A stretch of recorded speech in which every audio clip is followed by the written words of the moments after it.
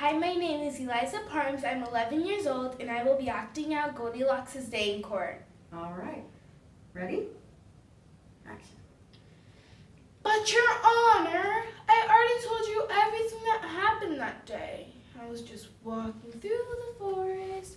It's a shortcut to the 7-Eleven store. And I came upon this cute little cottage.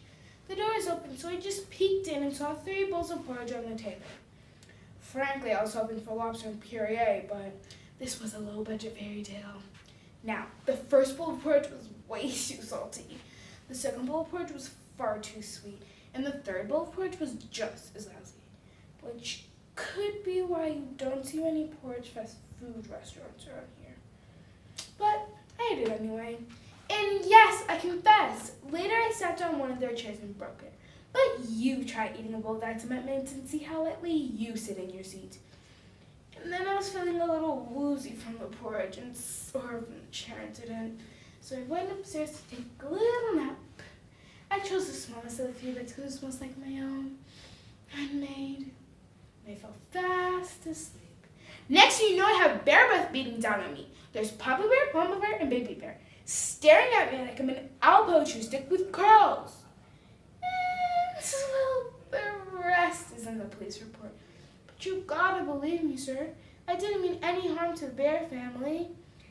And, well, I guess what I did could be considered trespassing.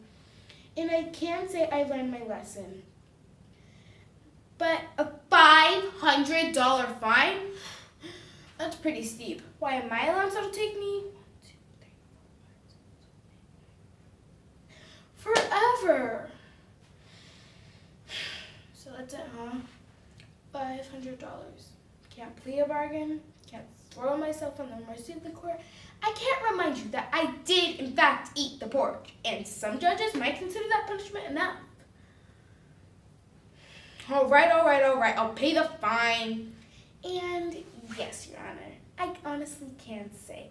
Next time I wander carelessly into someone else's home, it's gonna be someone who can cook. And cut.